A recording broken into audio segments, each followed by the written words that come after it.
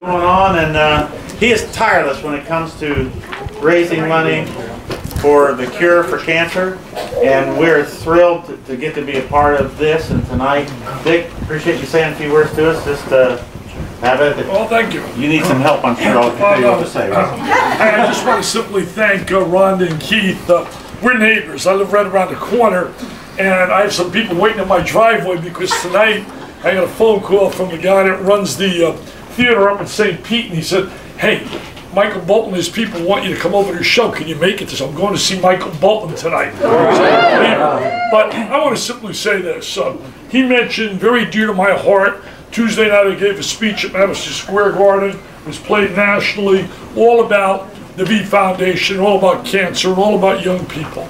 If anybody would have seen this morning, and my wife Lorraine, take that picture, Laura, but this morning, we got a text message, and then we got an email of an incredible moment that no mom and dad should ever go through.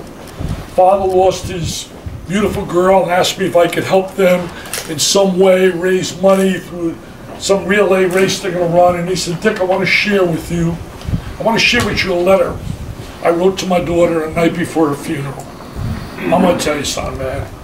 I couldn't read the first 3 lines without tears about a star. He walked outside and he saw a star, and how I knew you'd say hello to me.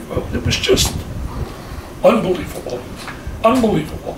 And we have seen so many kids in my own area right here at Lakewood Ranch that we raised. When I got started 7 years ago, a little girl here named Peyton was a beautiful little blonde girl, lost her life, and she passed away, and I vowed that I would raise $1 million in her name, and my wife thought I was crazy, and called all my buddies together, and I said, "Guys, I want to help this family. So we're going to raise $1 million for research in the name of the little girl. We can't save Peyton, but maybe we can help other kids." And they thought I was wacky when I said we're going to charge $1,000 a person, run a Dick Vitale gala. I said, "I'll call upon my buddies and get them all to come, coaches and stars." We've had Magic Johnson, Kenny Chesney's been to the house here around the corner. Magic had a big party we threw, and we raised $1.3 million the first year. Last year was our biggest. We did $2.1 million in one night, and we're going to probably do that again this year. This year we're honoring Bobby Bowden, a Hall of Famer, Jim Calhoun, a Hall of Famer in basketball, and Bill Self, a young rising star.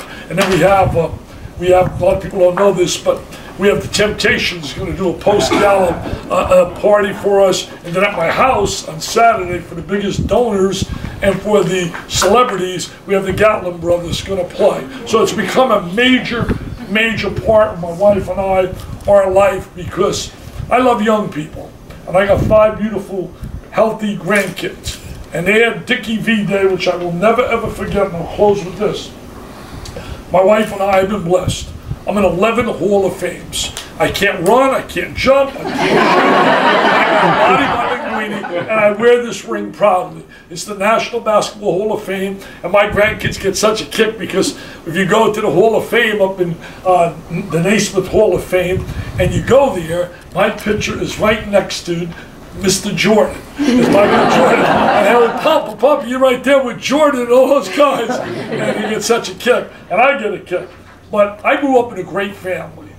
My family was filled with love. My mother and father, when I got in the Hall of Fame, I told the crowd, and told the people in my speech, and if you want to hear my speech, just go to my website, because it got a lot of notoriety, and it got a lot of, I just talked from my heart and how I felt. And I spoke about my mother and father. They were 5th grade educated, but they had a doctorate of love. My parents taught my brother, sister, and I in this country. The book you guys just bought here, that book, I share 2 things I learned from my mother and father. 2 things growing up as a kid. My mother used to always say, "Richie, never, ever, ever believe it can." My buddies told me when I was 29, we had won back-to-back state championships as a coach, and I wanted to coach in college. And all my buddies kept saying, "You're wasting your time, man. You don't know anybody. You're never going to coach in college. You'll be here all your life with us." There was 6th grade. I was a 6th grade teacher, and I was coaching in high school. And I loved it. There was nothing wrong doing that. But I had a dream.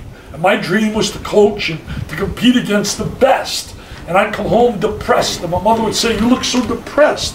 I said, all my buddies tell me I'm wasting my time. And it just drives me nuts. We won 2 state championships back to back. We won 35 in a row. And I wanted to just coach against the best. And she sat me down one day, and I'll never forget it. She said, Richie, listen to me. Don't ever believe in camp. And your friends are wrong.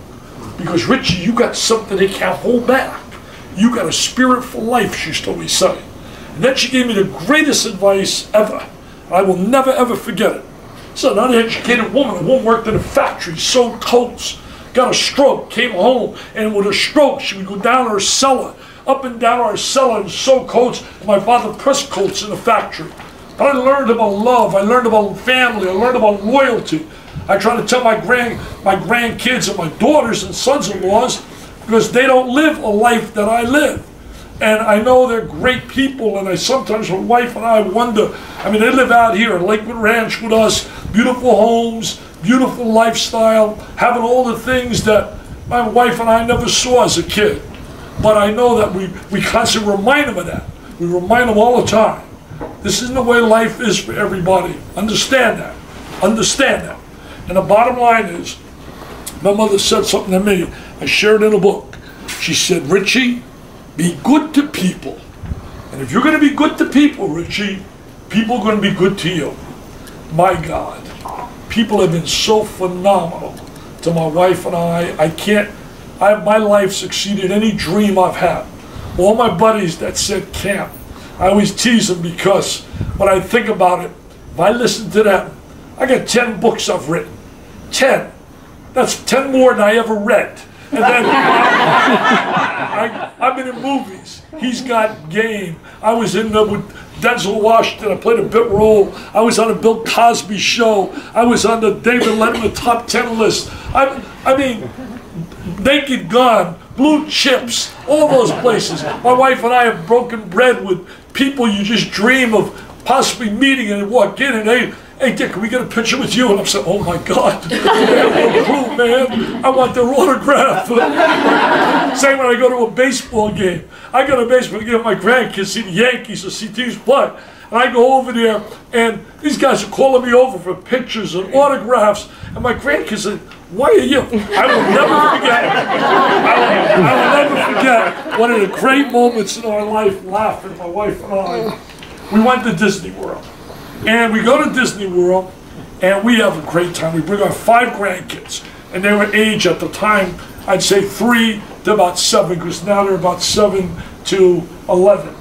And we're at Disney World, because ESPN is part of Disney World, we're all owned by them, and we got, you get treated carte blanche. You get treated first class. No lines, you walk right in. We walk in to see all the animals and all the caricatures rather, and we walk in to see them, and there's a mob of people with their autograph books, all waiting to go see Mickey and Minnie. And my grandkids again walk right in.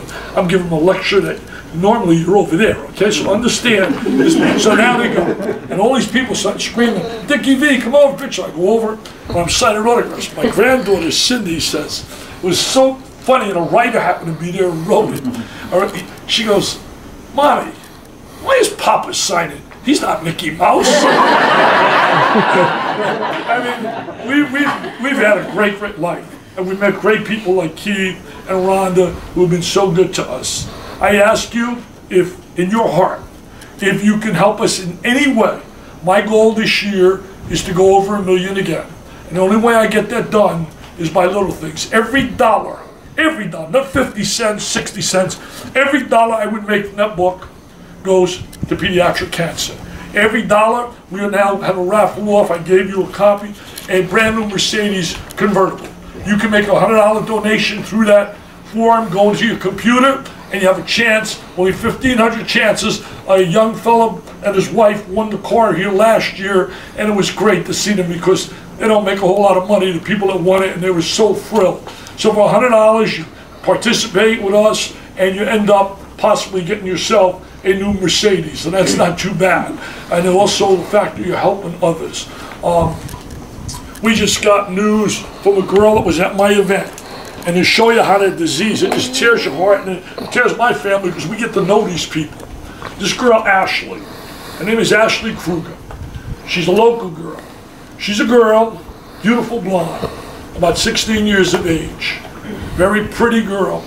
We met with her at the Broken Egg where I go, and she came in with her mother, and she was so excited at my event last year. We introduced her at my event. We introduced a number of kids, but we introduced Ashley. Ashley's a straight A student. Never has gotten, the principal said, a B in high school, elementary school, anything.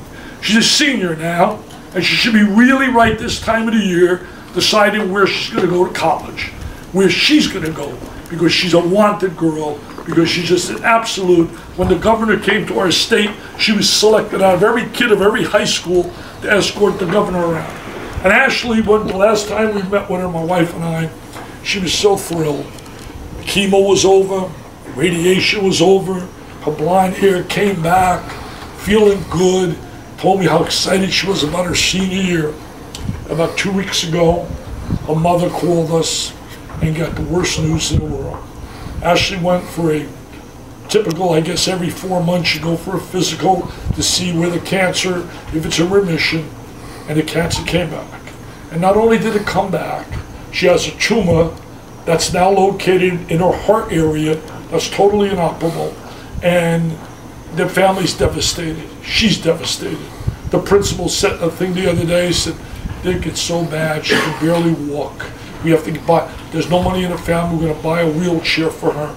And we're hoping and praying, as the doctors told her they can't operate, but the only thing they're hoping, that through 2 years, I can't even imagine this, 2 years of chemo through, they have to do, what do they call it, the young Lorraine, they said the bone, bone marrow?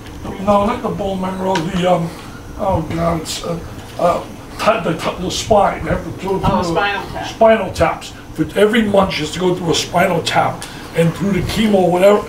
They're hoping and praying they can kill the tumor. She can't visit schools. She can't even think about college. And here's a kid every parent dreams of having.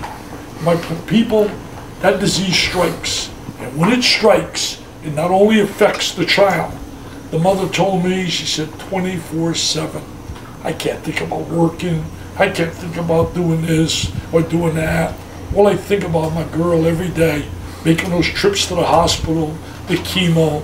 Sometimes, you know, we don't realize, you know, I'm going to see Michael Bolton and we're going to football games and we're having a great time and you're going to the beach and you're going to the Hilton. Sometimes you reflect. And I'll tell you, I think that one of the greatest thrills I get in life is extending a hand to someone in need. To me, there is no greater feeling. I said Tuesday night, when I talked about my buddy Jimmy V and the V Foundation, I said Jackie Robinson, former great superstar, first African-American ever to play Major League Baseball, said it best. He said, a life is not vital and a life is not important until you make an impact in someone else's life. And my buddy Jimmy V, his life, as I said Tuesday night, Jimmy V's life to me wasn't about cutting the nets down and winning a national championship and looking for someone to hug when he ran around the court. His life's going to be that we, right now, when Jimmy was just at the end, he grabbed his buddies, people like myself, and he said, guys, don't forget me, man. Don't forget me. He said, raise dollars. Help others so they don't go through what I'm going through. Well, Jimmy would be proud to know, as I said Tuesday, we have now funded 500 research grants at over $100 million. And to me, that's making an impact on people's lives. And that is what life is all about. God bless. Have a great time.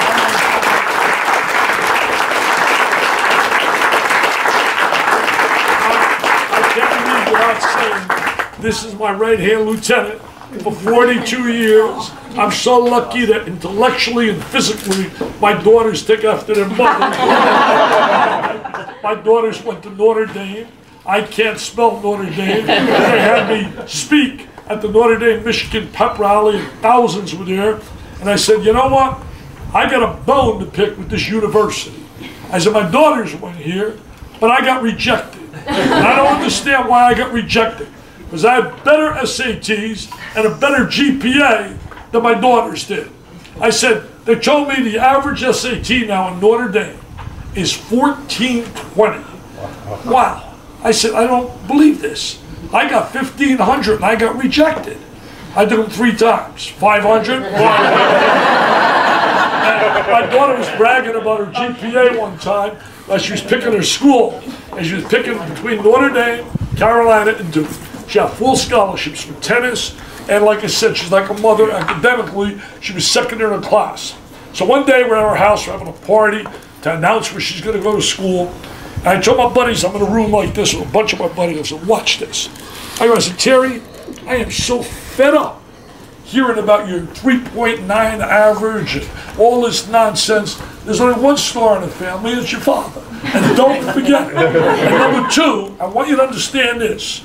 I was better than you as a student. I had a better GPA than you did. She said, there's no way, Dad. No way. I said, don't tell me, call my high school and ask. I'll give you the number. And you find out from the guidance people, look the records up. You had a 3.9? I had a 4.0. And 1.0 as a freshman, 1.0 as a sophomore. Hey, God bless that.